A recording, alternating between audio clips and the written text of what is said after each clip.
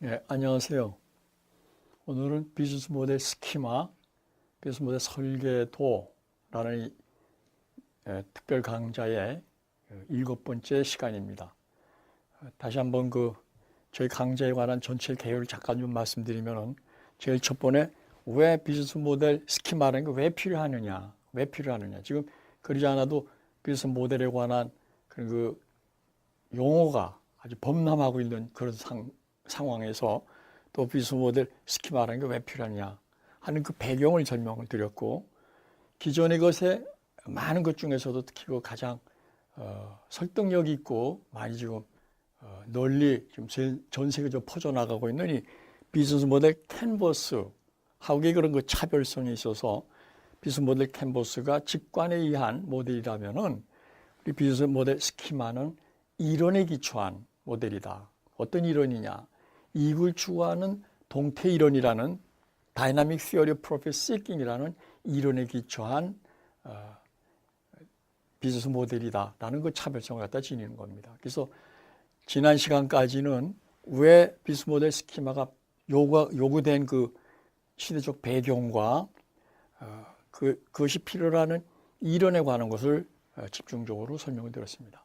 오늘은 아무리 좋은 이론이 있다 손 치더라도 그 이론이 실제로 적용이 되지 않는다 할 것 같으면 아무 의미가 없는 거 아니겠습니까? 그래서 오늘은 실제 그 이론을 가지고 비즈니스 모델을 어떻게 설계하고 더 나아가서 어떻게 이노베이션 할 것이냐 하는 거에 관한 응용 부분을 오늘부터 다루게 되겠습니다.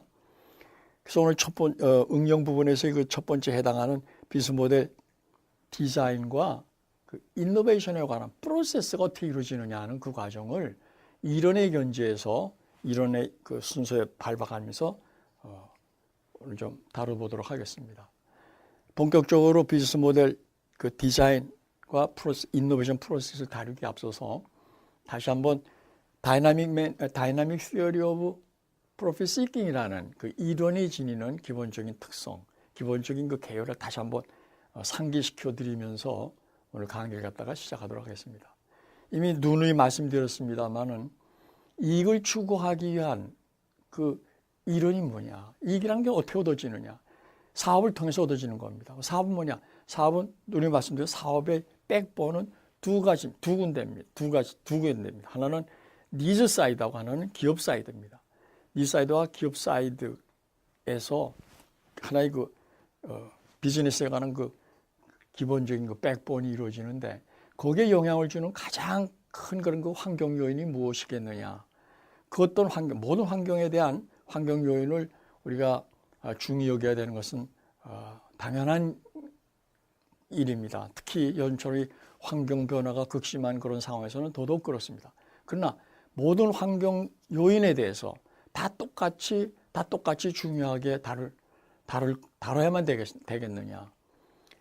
이미 스테이크홀더 어널리시스라는 이 전략 경영에서 한 분야에서는 환경 요인을 어떤 의미에서 다 똑같은 가중치로서 다 중요하다라고 생각해서 다루고 있습니다. 그러나 비즈니스 모델 스키마에서는 직접적으로 기업이 이익을 추구하는 데 있어서 가장 중요한 환경 요인이 뭐냐? 두 가지입니다. 하나는 테크니컬 체인지, 기술 변화가 일어나고 또 한쪽에서는 니즈 진화가 진행이 될 때 기술 변화와 니즈 진화에 어떻게 혁신을 통해서 거기에 적응하느냐 하는 것을 다루는 것이 바로 다이나믹 시어리 오브 프로핏 시킹입니다. 다시 말씀드린 adaptation to technological change and needs evolution through needs focused innovation. 니즈 맞춤 혁신을 통해서 기술 변화와 니즈 진화에 적응 논리를 갖다가 다루는 것이 바로 다이나믹 시어리 오브 프로핏 시킹입니다. 요 점을 특별히 명심하시면서 오늘 비즈니스 모델에 관한 것을 어떻게 설계하고 혁신을 갖다 어떤 과정을 밟아서 그것이 이루어지느냐에 관한 것을 좀 심도 있게 다뤄보고자 합니다. 네, 말씀드렸듯이 비즈니스 모델 디자인과 이노베이션 프로세스에 관한 그런 내용입니다.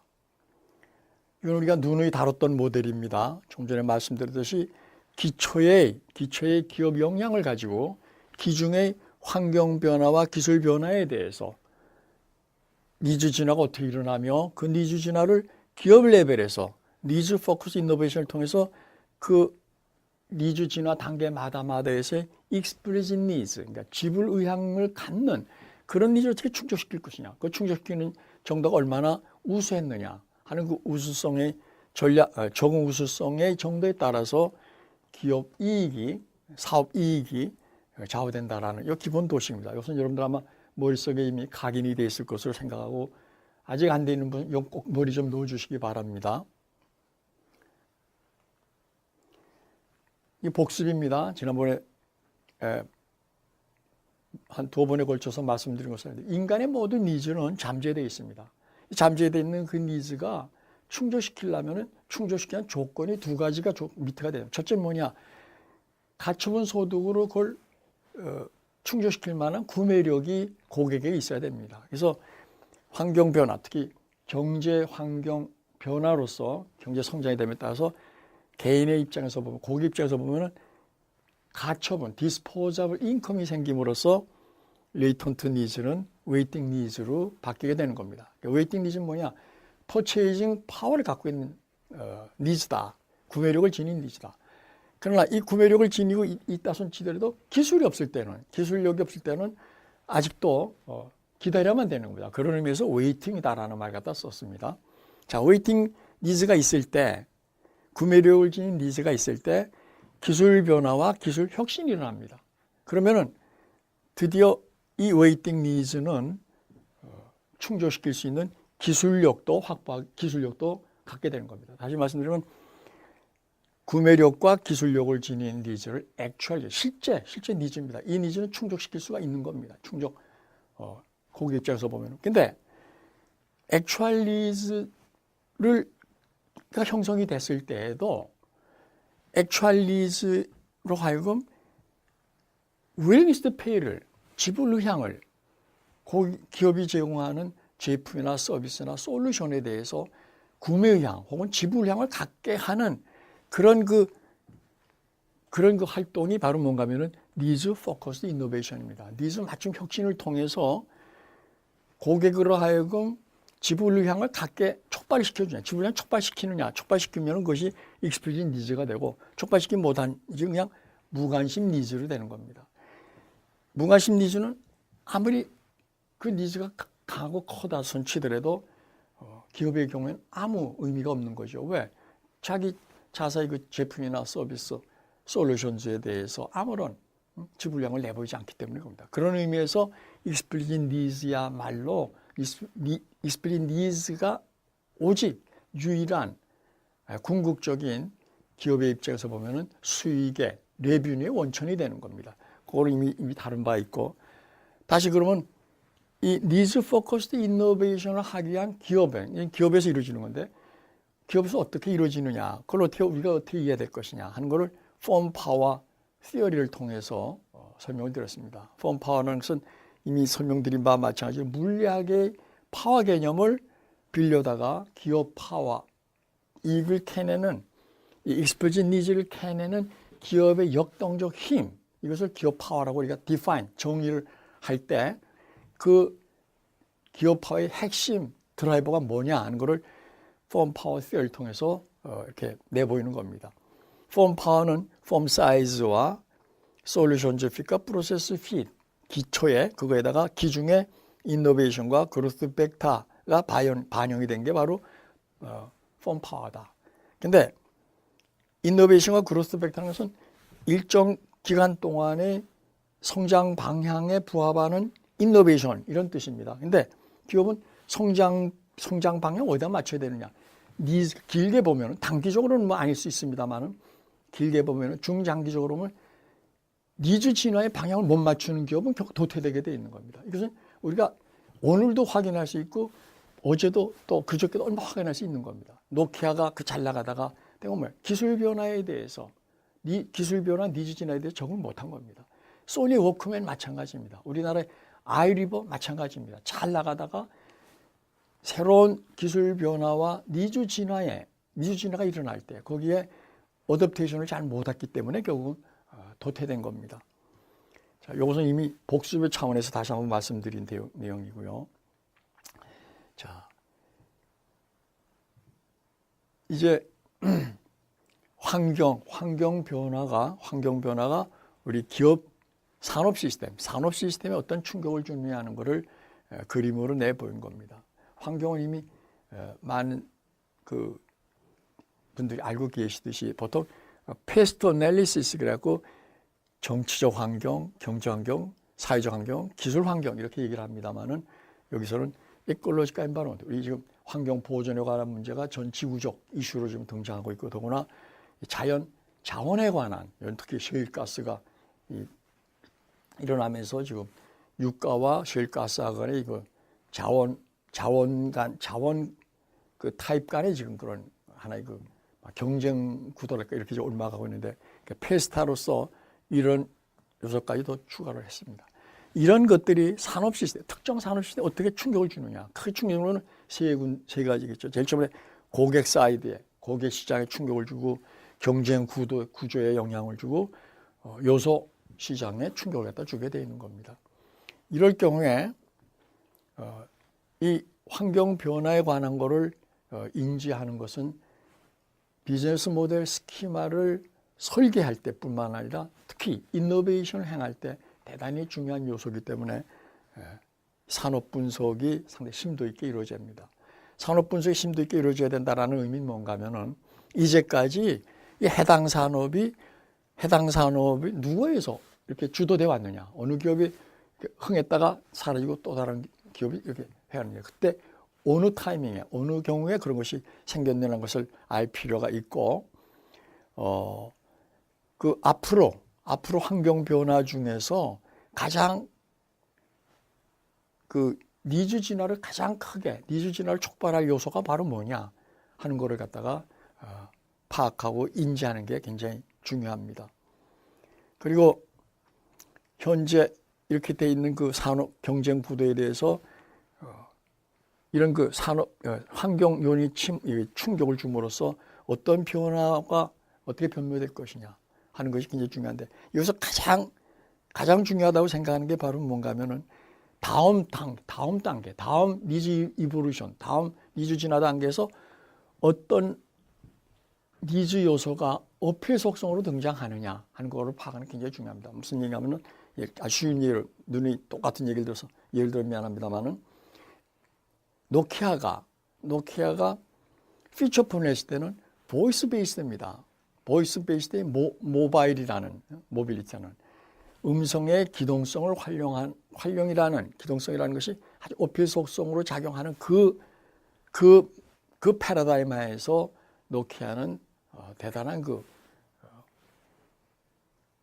경쟁력과 세계 시장을 갖다 장악하고 있었죠.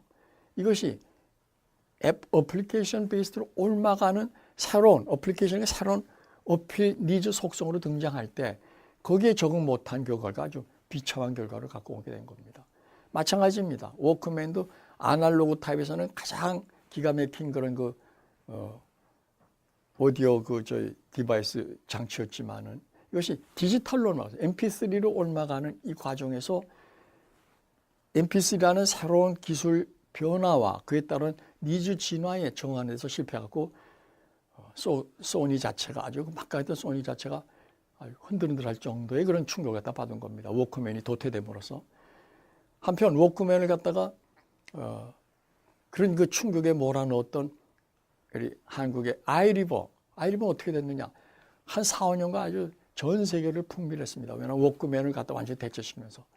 그러나 새로 등장하는 어필 속성이 뭐겠느냐에 관한 그 판단에서 애플의 그런 경영진들은 디자인일 것이다 라고 생각하고 있었는데 스티브 잡스는 디자인보다는 사용하기 편하고 음원에 대한 그 접근을 용이하게 해주는 음원에 대한 접근 용이성이 앞으로 다가오는 어필 속성일 것이다 라고 파악해갖고 결국은 서로 다른 그런 접근을 했는데 결국은 고객들은 스티브 잡스가 예상했던 대로 사용하기 편하고 음원에 대한 그 접근이 용이한 그런 것으로 옮아감에 따라서 아이리버는 급작스럽게 자취를 감추게 되었던 것입니다. 이와 같이 우리 산업 시스템의 환경 변화, 특히 기술 변화가 칠 때 어떤 니즈 이볼루션이 일어날 것이냐를 갖다 파악하는 것이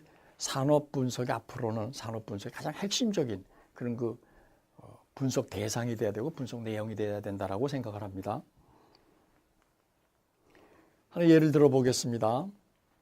뭐 좀 소상하게 설명하려면 시간이 너무 많이 걸릴 것 같아서 간략하게 좀 설명을 드리도록 하겠습니다. 여기 보시는 것은 소위 그 전보라는 형태에서 먼 거리에 정보를 전달하기 위한 수단으로 전보가 나왔던 겁니다. 제일 처음에. 이러다가 1800년에 벨이 전화를 발명함에 따라서 전보가 전화에 와서 이렇게 붙게 되는 겁니다. 이 초창기에도 웨스턴 유니언이라는 것은 전보를 갖고 있던 아주 막강한 전신 회사입니다.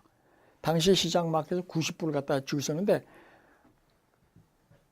그라함 벨이 전화를 만들었을 때 전화에 대한 그 쉐어는 10%밖에 안 됐어요. 그러나 얼마 안 갖고 금방 거꾸로 역전된 겁니다. 90대 10으로 역전이 돼갖고 텔레그램에 와서 이렇게 흡수당하는 형태 비슷하게 돼갖고 이제 하나의 텔레포니 시스템이 지금 지속이 되어다가 1946년 애니악 첫 컴퓨터 등장으로 오다가 1950년대 후반에 이 전화와 컴퓨터가 이렇게 붙게 되는 겁니다. 그래서 두 기술이 말하면 융합이 일어나는 겁니다. 결혼한 겁니다. 결혼 쉽게 얘기하면. 그래갖고 결국 텔레콤 IT 인더스트리, ICT라는 여기서 CNC라는 인더스트리 이렇게 한참 오다가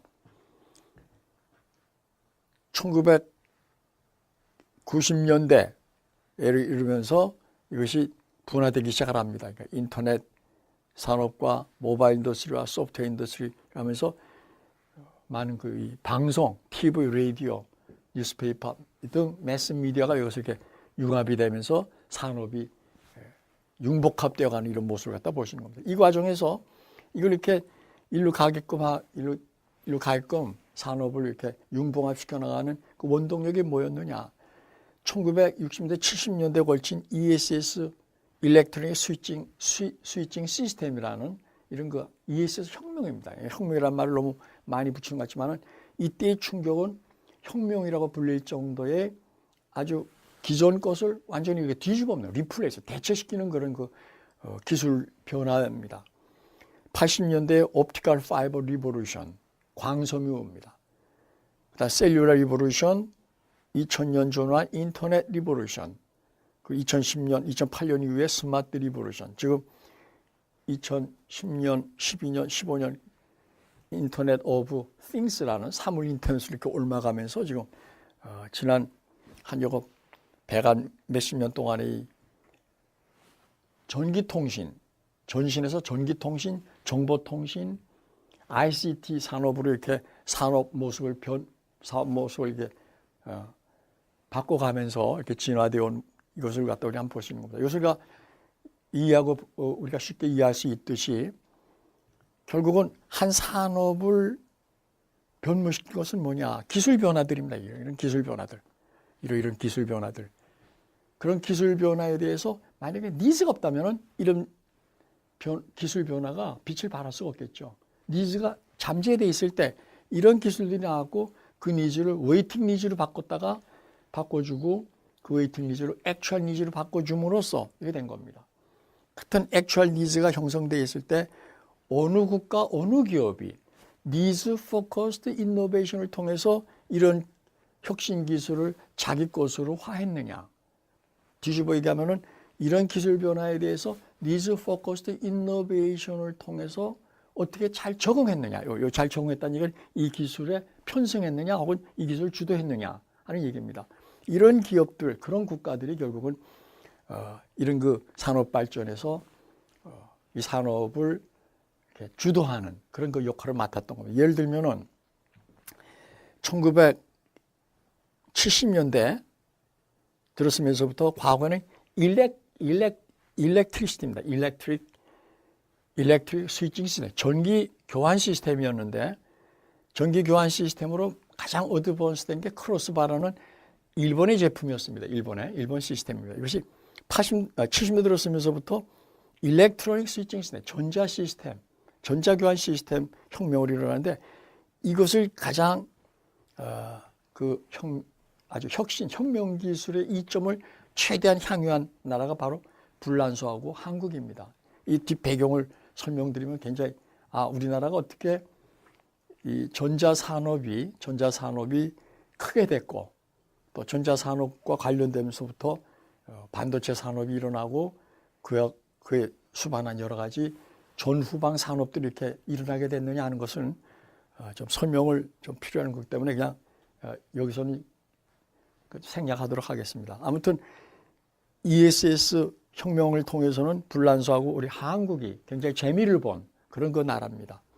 한편 광섬유 혁명이 일어났어요. 광섬유는 유선으로 머리카락보다도 가는 것으로 소위 그 구리로 된 그 케이블의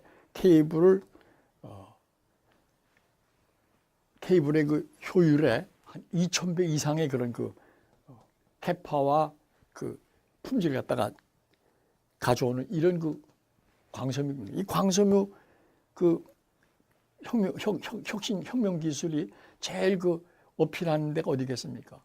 유선이기 때문에 대서양, 태평양, 인도양을 이렇게 감싸는 세계 글로벌 유선 네트워크를 갖다 마련하는데 굉장히 최장의 아주 최고의 그런 그 가격 경쟁력을 지닌 그런 그 기술입니다.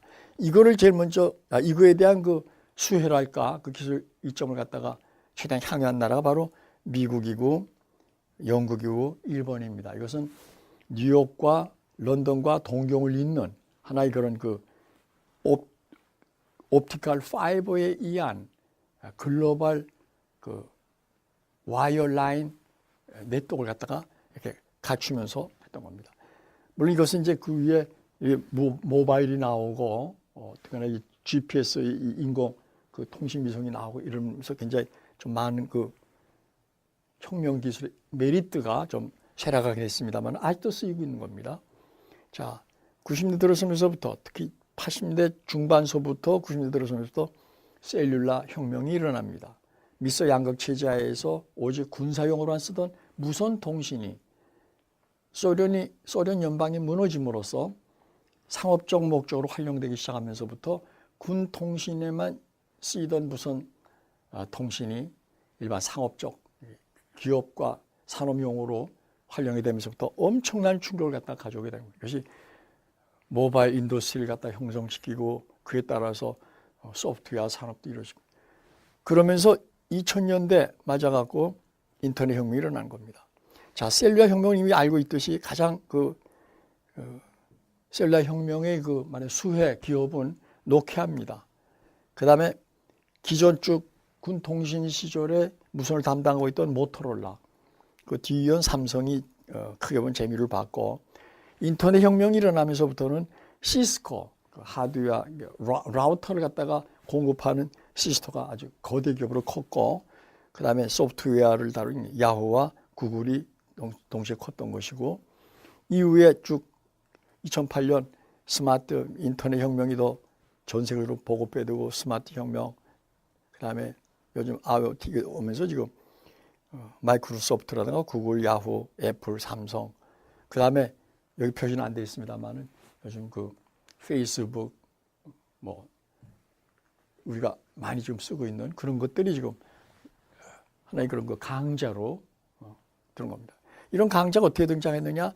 기술 변화와 그에 따른 니즈 진화에 대해서 국가든 기업이든 거기에 적응하는 니즈 포커스드 이노베이션, 니즈 맞춤 혁신력을 어떻게 갖췄느냐? 그 갖춘 기업들이 결국은 그 시대를 풍미하면서 산업을 갖다 주도 연구를 할 수 있는 겁니다. 반대로 얘기를 하면은 거기에 잘 적응 못했던 그런 기업들은 막강한 힘을 발휘하고 있지만 어느 날 갑자기 도태된 겁니다. 우리 경영학, 특히 전략 경영에서는 기업의 부침이 왜 일어나느냐에 관한 것을 연구한 그런 그 이론들, 그 설명하고 이해하고 설명하고자 하는 그런 이론들이 많이 있습니다만은 기술 변화와 니즈 진화를 니즈 포커스드 이노베이션을 통해서 그걸 설명하는 그런 이론은 이 시간에서 소개하는 다이나믹 시어리 오브 프로세스 시킹이 최초입니다. 이렇게 말씀드리면은 여러분들이 너무 자화자찬 아니냐 이렇게 생각하시면 모르지만 그건 사실이기 때문에 그런 겁니다. 왜냐하면 니즈 진화라는 말 자체도 여기서 지금 처음 쓰고 있는 겁니다.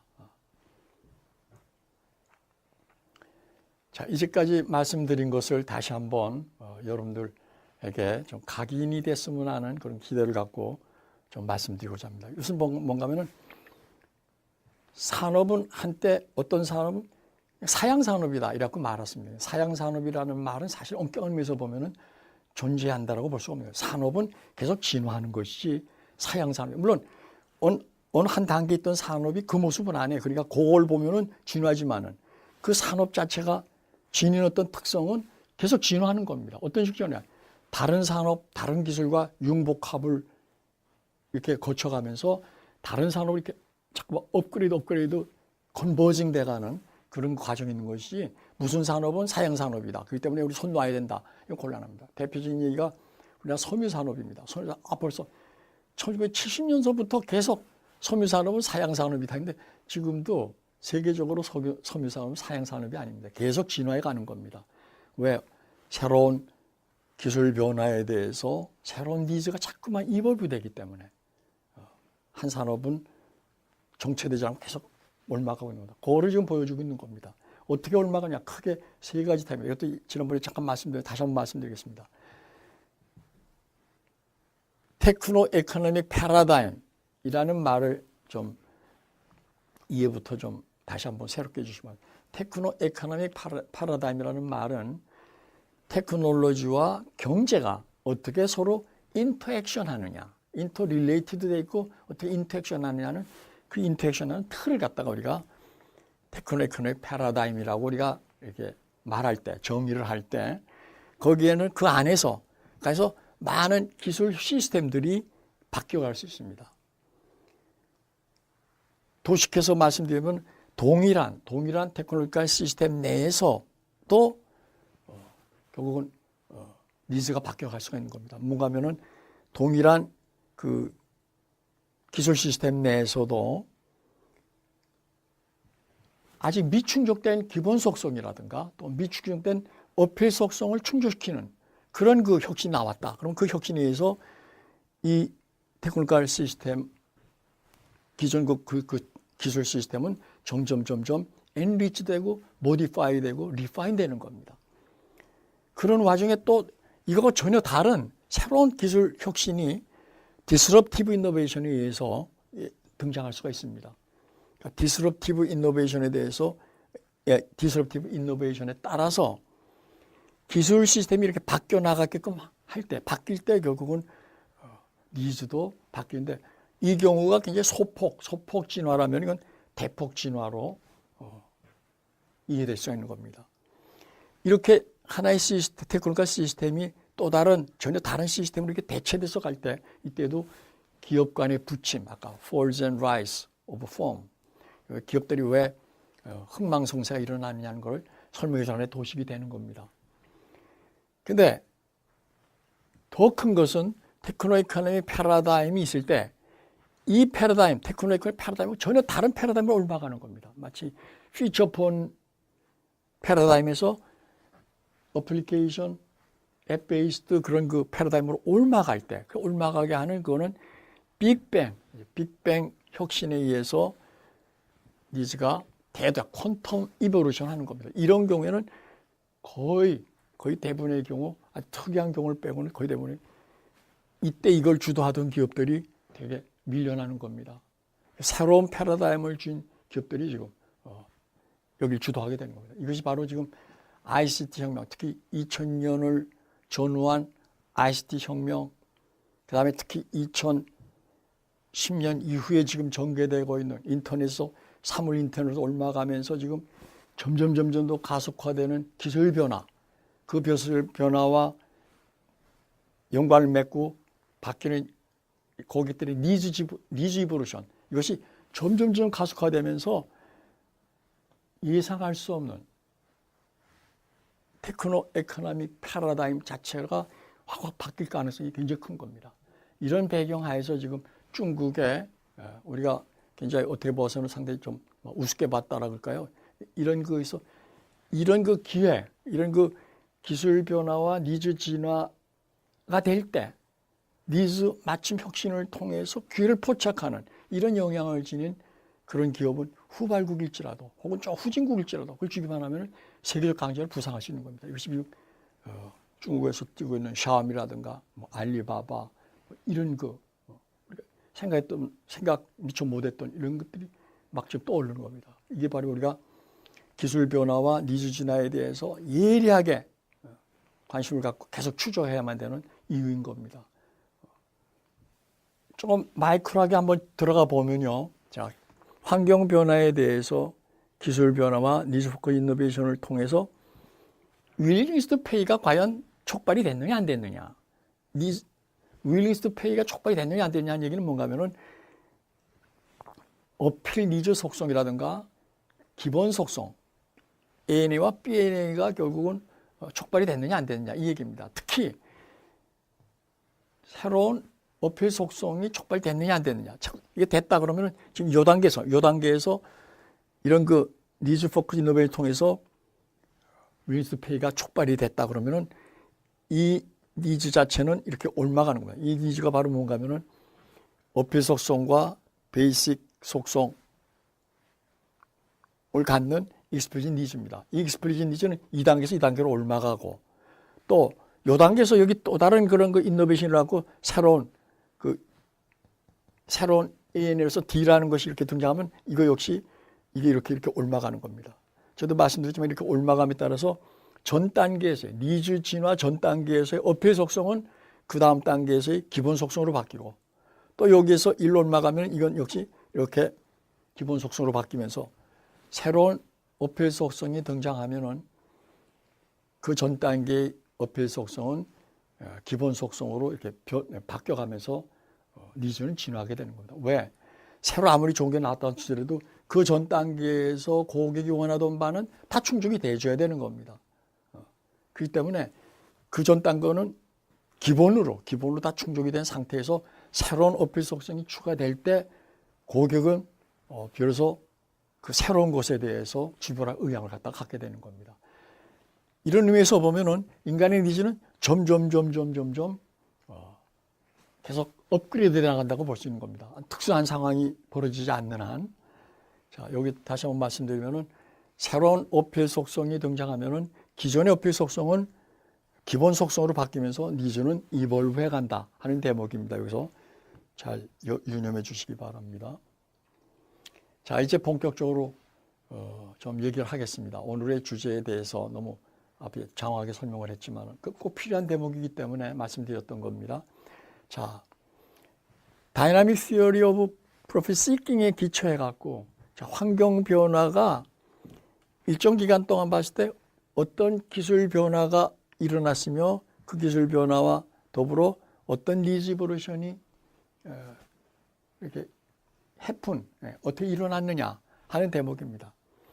저도 말씀드렸지만 우리 사업의 기본적인 그 중추 역할이랄까 하는 기본적인 그 골격은 니즈 측면하고 기술 측면입니다. 니즈라면 어떤 사람이 시즈다 이렇게 얘기하는데 마찬가지입니다. 니즈와 결국 기술 측면입니다. 두 가지를 가졌는데 이건 일정 기간 동안이고 이것이 어떤 게 어느 한 단계에서 어느 한 니즈 진화의 한 단계에서 이런 기술이나 이런 기술 변화가 있었고 이런 니즈 이볼루션이 있었다 하면 요겁니다. 지금 에라 스테이지 오브 니즈 이볼루션이라는 요 단계에 관한 거를 오늘 좀 비즈니스 모델 디자인과 관련된 프로세스이기 때문에 요거를 좀 더 심도 있게 좀 다뤄보고자 합니다. 자, 다시 아까 말씀드린 그겁니다. 한 주어진 시점에서 어떤 니즈가 진화되어가는 어느 한 단계에서 기업 입장에서 보면은 사업계를 찾아야 되겠죠. 사업계는 어디에 존재하느냐. 언맷 니즈가 미충족된 니즈가 있느냐 없느냐. 이게 우선입니다. 어디에 내가 무슨 사업을 할 거야. 어떤 사업 기회가 있느냐. 언맷 니즈가 어디에 있느냐? 그게 뭐냐? 이걸 찾는 겁니다. 왜냐하면 이걸 찾아가지고 결국은 혁신자로서의 기업이 기술을 갖고 언맷 니즈를 미트시켜주냐, 충족시켜 준다면은 그 결과로서 이익이 얻어지게 되는 거고 가치가 창출이 되게 되는 겁니다. 그럼 어디에 언맷 니즈가 있느냐? 좀 다시 다루기로 하고요. 일단 기업 기회가 있다 하면 그 기업 기회 중에서 내가 독자적으로 생존할 수 있고 생존 번영할 수 있는 영역이 어디냐, 사업 영역이 어디냐, 그걸 다루는 게 비즈니스 도메인입니다. 비즈니스 도메인에서는 항상 이 두 가지 측면, 아까 니즈 측면하고 기업 측면입니다. 둘 다뤄야 돼요. 뭘 다뤄야 되느냐? 언맷 니즈지만은 실질적으로 구매력이 있어야 돼요. 구매력이 없는 언맷 니즈에 아무리 가서 거기 미련을 갖고 들여다봐야 아무 의미가 없는 겁니다. 구매력을 지니고 있는 아직 미충족 니즈가 어디에 있느냐? 그거를 그로스 벡터, 우리 기업이 앞으로 어느 방향으로 얼마만한 스피드로 성장을 갖다가 시도하고 성장을 갖다 지향해야 될 것이냐에 관한 것을 다루는 것이 비즈니스 도메인입니다. 다시 말씀드리면 비즈니스 모델을 갖다 설계하기 위해서는, 비즈니스 모델을 설계하기 위해서는 제일 먼저 자사의 비즈니스 도메인이 뭐냐부터 봐야 된다, 이런 얘기입니다. 그것은 조금 전에 말씀드렸듯이 시장에, 어느 시장에 지금 구매력을 갖고 있으면서도 미충족된 니즈가 어디냐, 이걸 보고 그런 방향, 그게 이제 여러 군데가 있다면 내가 어느 방향, 이걸 다 할 거냐 아니면 일부만 할 것이냐에 관한 자기 방향성을 갖다가 정하고 얼마나 빠른 스피드로 그걸 내가 충족시키려고 할 것이냐를 다루는 것이 바로 기업의 그로스 벡터이기 때문에 기업의 그로스 벡터, 성장 벡터와 언맷 니즈 with purchasing power, 이 둘을 동시에 다룸으로써 비즈니스 도메인을 구상하고 염두에 둬야 되게 되는 겁니다. 그리고 그런 그 비즈니스 도메인을 가지고 도메인 하에서 더 구체적으로 기업이 아니라 사업 구상을 갖다 하게 되는 겁니다. 사업 구상은 바로 뭔가 하면은 구매력뿐만 아니라 실제 기술력을 갖추는, 기술력이 있는 그런 그 액츄얼 니즈가 어떤 것이냐 하는 것도 파악하고 니즈 사이드에서는 그거를 충족시켜주기 위한 이 니즈 포커스드 이노베이션을 어떻게 마련해야 될 것이냐 하는 걸 다루는 거가 바로 비즈니스 컨셉션입니다. 그래서 비즈니스 컨셉션은 사업 구상도 이렇게 여러분 이해도 좋습니다. 비즈니스 모델 스키마가 사업 모델 설계도라면은 비즈니스 컨셉션은 사업 구상 이렇게 여러분 이해해 주시면 좋겠습니다. 진정한 의미에서 사업 모델이 설계되기 위해서는 사업 구상이 아주 명쾌해야 됩니다. 이것이 명쾌할 때 그 다음 단계로 넘어갑니다. 실제로 지불량을 가진 익스플리짓 니즈를 니즈 포커스 이노베이션을 통해서 실질적으로 이걸 충족시켜 주는 액츄얼 스펙이 뭐냐? 다시 얘기하면은 이런 willingness to pay를 갖고 있는 explicit needs에서 어떻게 하면은 explicit needs가 갖고 있는 고객이 최대한의 그런 그 지불 의향을 갖다가 내보일 것이냐, 최대의 지불 의향 가질 것이냐에 관한 거를 찾는 겁니다. 그걸 더 베스트 스펙이라고 하는데, 스펙은 나중에 말씀드리겠지만, 고객 입장에서 보면은 기업이 제공하는 제품 서비스는 엄격한 의미에서 보면은 고객 입장에서는 솔루션입니다. 고객의 어떤 문제 또 자기가 기대하는 바를 해결하기 위한 해결책으로서 솔루션입니다. 이것이 기업 입장에서 보면은 제품이나 서비스라는 형태를 갖다 취하는 거죠. 고객이 진정 원하는 것은 프로덕트 서비스 그 자체가 아닙니다. 그걸 통해서 자기가 갖고 있는 문제를 해결하기 위한 솔루션으로서 합당하다고 생각이 되기 때문에 그걸 구매하고자 하는 겁니다. 그래서 베스트 솔루션즈를 거기에 합당한 프라이스로서 소비자에게 엔커레이지먼트를 통해서 그런 인크리먼트 그 도움을 받아가면서 어떤 채널로 나한테 그것이 제공됐으면 좋겠다라는 것이 스펙입니다. 베스트 스펙입니다. 그러니까 고객 입장에서 보면은 이러이런 솔루션을 이런 가격으로 이러이런 유통 경로를 통해서 이런 많은 그 문제 해결의 어떤 그런 그 정보를 이렇게 엔커리지 시켜주는 정보를 갖다가 갖고 나한테 전달해 준다면, 제공해 준다면은 거기에 대해서 오케이, 내가 최대의 그런 거, 최대 수준의 윌링스 투 페이를 갖다 내가 지불할 의향이 있다 하고 내보이는 이거를 결국 충족시켜 주기 위해서 실제 액츄얼 스펙을 갖다가 결국 마련하고 갖춰서 제공하고자 하는 것이 기업 사이드에서의 접근이 돼야 되는 것이고, 바로 이것의 원동력이 뭐냐? 니치 포커스드 이노베이션이 되는 겁니다. 니치 포커스드 이노베이션의 결과 이거를 충족시키는, 베스트 스펙을 충족시키는 액츄얼 스펙이 과연 얼마만큼 잘 부합이 되는 것이냐 아니냐에 관한, 그거는 액츄얼 그 스펙이 지니고 있는 솔루션즈 핏과 프로세스 핏이 결국은 그걸 대변하게 되는 겁니다. 이것이 한 주어진 니즈 진화의 한 주어진 단계에서 우리가 비즈니스 모델을 설계하는, 그래서 비즈니스 모델 스키마를 얻는 하나의 과정입니다. 처음에 비즈니스 오퍼튜니티를 탐색하고 탐색된 사업 기회에서 독자적인 자사의 생존 영역이, 독자적인 사업 영역이 어떤 사업을 해야 되느냐, 비즈니스 도메인을 그리고 그 도메인 내에서 비즈니스 컨셉션, 비즈니스 구상하는 이런 과정을 거쳐갖고 비즈니스 모델을 갖다가 찾아갖고 그거를 이렇게 도면에 이렇게 내보이는 것이 바로 비즈니스 모델 스키마에 관한, 비즈니스 모델을 디자인하는 그 일련의 과정을 갖다 내보인 겁니다. 이렇게 본다면 비즈니스 모델, 여기서 보면 이 비즈니스 모델은 어떤 요인들로 구성이 되느냐는 것을 우리가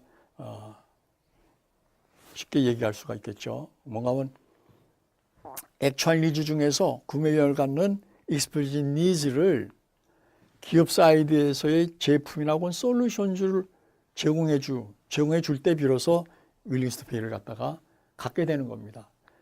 이 프로덕트나 솔루션즈가 고객이 원하는 가장 만족스러운, 가장 베스트, 최선의 경우다 생각했을 때는 이 고객은 조금 전에 말씀드렸듯이 가장 높은 윌링스 투 페이 수준을 갖다가 지불해 좋다, 이런 얘기가 됐죠. 그래서 이 솔루션즈와 이 익스플리시트 니즈하고의 이 적합성, 이 둘 간의 적합성, 이걸 우리가 솔루션즈 핏이라고 했을 때 이것이 바로 예상 수익의 한 지표가 된다 하는 것은 제가 첫 시간에도 말씀드렸던 건데, 이건 꼭 알아두시기 바랍니다. 그러니까 솔루션주가, 프로덕트나 솔루션주가 고객에게 원하는 니즈를 충족시키는데 얼마나 좋냐 안 좋냐는 것은 솔루션주 핏이라는 하나의 지표로서 평가되고 측정될 수 있다, 이런 얘기입니다. 그리고 이 제품을, 이런 솔루션을 제공하기 위해서 어떤 그 공급자와 협업자와 이게 협조해 가면서 기업 내의 소위 그 가치 창조, 밸류 체인 내에서 이런 제품을 만드는 과정이 이루어지고, 이 이루어진 과정을 여기까지 이렇게 공급시켜주는 이 과정의 그 프로세스가 얼마만큼 적은 비용으로 행해지는 프로세스냐 아니냐가 결국은 프로세스 핏이라고 볼 수가 있는데, 그것은 바로 예상 비용에 대한 하나의 인디케이터로서 작용이 되는 겁니다. 그래서 이걸 보면은 솔루션즈 핏, 프로세스 핏, 이것을 통해서 레비뉴가, expected revenue가 정해지고, 프로세스 핏을 통해서 expected cost가 정해지기 때문에 둘 간의 차이가 expected profit으로 나오는 겁니다. 좀 말씀드렸지만 그럼 expected profit을 가장 크게 하려면 어떻게 되느냐? 솔루션즈 핏을 최대한 좋게 하고 프로세스 핏도 좋게 해서 코스트를 떨구면은 그 비즈니스는 결국은 이익을 많이 낼 수밖에 없는 겁니다. 여기서 한 가지, 이 밸류 체인이라는 것은 활동 체계입니다. 포타라는 그 하버드 교수님은 같이 활동 체계로서 밸류 체인을 인지를 했어요. 1980년대 중반에. 그리고 포타이벨체는 프라이머리 액티비티스와 서포트 액티비티스라는 두 가지 활동을 이렇게 나눴습니다. 프라이머리 액티비티는 요즘 말은 물류입니다. 물류 활동이라고 할 때 물과 원에 흘러가고 어떻게 서포트 지원 활동이 거기 원에 이루어지느냐에 따라서 마진이 생긴다라고만 이것만 보여주고 있는 겁니다. 그러나 80년대는 전에도 말씀드렸지만은 기업이 힘을 쥐고 있는 그런 그 연장선입니다. 대량 생산 체제가 지속적으로 하고 막바지에 왔을 때에 이런 아이디어를 냈기 때문에 결국 공급 사이드만을 좀 파악했는데 거기에 더 저기한 건 뭔가 하면 그 위에는 기업이 어느 시장의 어느 고객의 무슨 니즈를 대상으로 어떤 제품이나 어떤 솔루션을 갖다 제공할 것이냐를 다루는 앵떠버리너리 액티비스가 굉장히 중요하게 크로되고 있는데도 불구하고 이걸 감안 못하는 한계를 갖다가 내보이고 있는 겁니다. 또한 모든 활동은 결국은 리소시스, 자원의 경영 자원의 바탕에서 이루어지는 거기 때문에 어떤 경영 자원에서 이런 것들이 이루어지냐는 리소스와 활동 체계를 동시에 봐주는 그런 그 가치 사슬 체계가 아니면은 좀 현실성이 많이 떨어진다라고 보는 겁니다. 그래서 이 강좌에서는 그냥 밸류 체인이 아니라 포타의 밸류 체인에다가 앵떠뿌리너리 액티비티스와 프로덕트와 솔루션을 포함시키고 어떤 리소스 기반에서 그런 활동들이 이루어지느냐 하는 것을 익스텐션 했다는 의미에서 익스텐디드 밸류 체인이라고 새로 이렇게 좀 넓힌 겁니다. 그래서 익스텐디드 밸류 체인과 익스프리시 니즈하고의 연결 메커니즘 이것이 결국은 비즈니스 모델이다라는 걸 여러분들 쉽게 그림으로 이해하실 수가 있을 거예요. 다시 한번 말씀드립니다. 비즈니스 모델이란 뭐냐? 익스텐디드 밸류 체인과 니즈 사이드에서의 익스프리시 니즈하고의 연결 메커니즘, 연결 틀이 결국은 비즈니스 모델이다. 그러니까 한면에 보면은 어떤 제품을 누구의 어느 시장의 누구에게 어떤 활동과 어떤 리소스를 동원하고 누구와 서로 협업을 거치면서 그걸 공급해 주느냐에 따라서 솔루션 핀과 프로세싱 핏이 얻어지니까 이거 수익과 비용이 얻어지니까 한눈에 이익이 예상 이익이 어떻게 이루어지느냐고 하는 거를 한눈에 볼 수 있는 겁니다. 여기까지 이렇게 쫙 보이고 있는 거가 비즈니스 모델 캔버스입니다. 이걸 그 비즈니스 모델 캔버스가 보여주기 때문에 전 세계적으로 한눈에 홀리스틱하게 한눈에 전체를 갖다가 가시적으로 이렇게 보여준다 그래갖고 아주 선풍적으로 지금 전 세계적으로 좀 퍼져나가고 있는 겁니다. 그러나 비즈니스 모델 캔버스는 누누이 말씀드렸지만은 직관에 이런 거기 때문에 직관에 주는 그 메리트는 최대한 살립니다만은 이론이 요구되는 영역에 대해서는 한계를 갖다 내보이게 되는 겁니다. 그래서 비즈니스 모델 스키마라는 것이 개발되게 됐고 그걸 지금 여러분에게 소개하는 강좌가 지금 진행되고 있는 겁니다. 자, 이제 여기에 따라서 비즈니스 오퍼튜니티를 어떻게 우리가 사업계를 갖다가 탐색하고 발굴할 것이냐와 관련된 걸 간략하게 보는 겁니다. 왜냐하면 본 그 강의가 저게 핵심이 아니기 때문에. 그러나 오퍼튜니티는 사업기회라는 것은 언맨 니즈가 없으면 사업기회는 없는 거죠. 그렇죠? 언맨 니즈가 있으면. 그럼 실제로 언맨 니즈가 어디에 존재하느냐 하는 걸 이 그림으로 좀 보겠습니다. 사업이 되기 위해서는 니즈 측면을 제일 먼저 봐야 되는데 니즈 측면은 크게 구매력과 기술력이라는 두 차원에서 이렇게 네 카테고리로 내볼 수 있는 겁니다. 여기는 액츄얼 디맨드, 웨이팅 디맨드, 태신 니즈, 도먼트 니즈 이렇게 네 유형으로 나눠볼 수가 있죠. 구매력이 있는 것은 일단은 디맨드입니다. 이게다. 구매력 있는 건 디맨드예요. 이게 다 디맨드입니다. 이쪽은 디맨드입니다. 그래서 액츄얼 디맨드, 웨이팅 디맨드입니다. 같은 디맨드, 이 디맨드는 액츄얼 니즈를 갖고 있는 고객 집단이 디맨드이기 때문에 액츄얼 니즈, 웨이팅 니즈 이렇게 이해를 하셔도 좋습니다. 그래서 액츄얼 니즈와 웨이팅 니즈는 전에도 말씀드렸지만 이거는 구매력은 있지만 아주 기술력이 없는 겁니다. 그렇죠? 그래서 이제 기술력도 있는 경우에요. 자, 액츄얼 니즈는 구매력도 있고 기술력도 있어요. 근데 지불량을 갖고 있느냐? 지불량 갖는 경우가 explicit needs, explicit demand고 없는 경우가 indifferent needs다.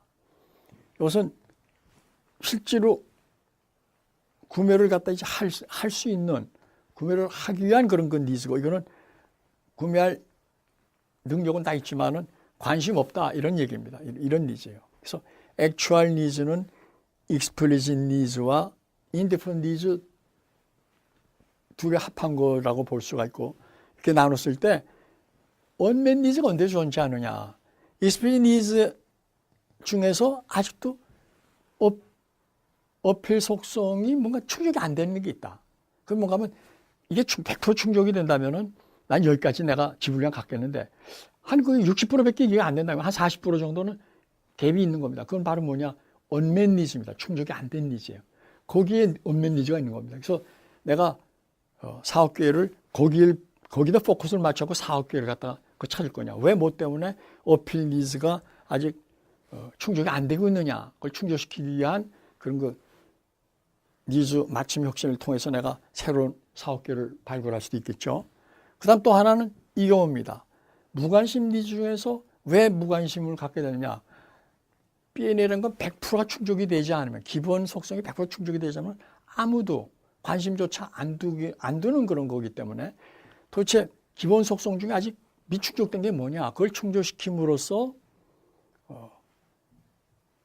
새로운 그 사업 기회를 갖다가 찾을 수 있는 겁니다. 이것은 현재 수행하고 있는 사업과 직결된 거죠. 그렇죠? 현재 있는 사업 중에서 미흡한 부분을 갖다가 타겟으로 내가 사업 기회를 갖다가 탐색하고 사업 기회를 찾을 수가 있는 겁니다. 이런 경우를 우리 전략 경영에서는 exploitation, 현재 있는 사업을 더 이렇게 리파인시키고 개선시켜 나가는 거기에 이렇게 초점을 맞추고 있는 그런 그 전략입니다. 거기에 반해서 여기는 아직 기술이 없는 겁니다. 수요는 있는데, 구매력은 있는데 아직 기술력이 없어요. 여기다 포커스를 맞춰갖고 이거를 충족시킬 수 있는 새로운 기술을 개발하는 겁니다. 역시 Needs Focused Innovation의 견지에서 개발하는 겁니다. 이것이 개발됐다 그러면은 이 Waiting Needs가 Actual Needs가 되겠죠. 그렇죠? 그래갖고 With Pay까지 간다고 Explicit Needs가 돼갖고 이거를 Explicit Needs화 시키는 그런 기술 개발이 나왔다면은 소위 흔히 얘기해서 대박이 되는 겁니다. 대박이. 이런 경우가 우리가 흔히 알고 있는 대박의 경우가 다 이런 경우입니다. 우리나라 지금 정부에서도 좋은 일자리를 창출하고 세계 이런 그 기술 변화의 흐름에 맞춰갖고 우리도 거기 뒤처지지 않기 위해서 많은 그 정부가 그런 그 스타트업 혹은 그 창업을 위해서 많은 그런 투자를 갖다가 하고 많이 이렇게 그 서포트를 해주는 그런 상황인데 많은 경우 보면은 되게 이 부분에 갖고 깔짝깔짝 하는 것들이 대부분입니다. 이런 것이 나와줘야 결국은 참다운 창업이 되는 것이고 물론 굉장히 어렵죠. 그러나 이게 돼야 되는 겁니다. 이런 거와 관련해 갖고 뒤에서도 말씀드릴 기회가 있을 것 같습니다만은 소위 그 히든 챔피언이라는 이런 말을 많이 씁니다. 우리 국내에서는 스몰 자이언트 이런 말을 씁니다만은 전 세계 지금 한 2,700~800개 정도의 그런 그 히든 챔피언들이 대개 뭐냐 이런 부분입니다. 이런 부분을 충족시키기 위한 아주 남다른 그런 그 기술을 갖고 충족시킴으로써 대박을 터뜨리고 있는 그런 기업들입니다. 우리나라에도 한 스몰 자이언트 한 100여 개 있는 것으로 좀 추산을 되고 있습니다만은 네, 오늘 이 시간은 이것을 마치겠습니다. 네, 다음 시간 뵙겠습니다.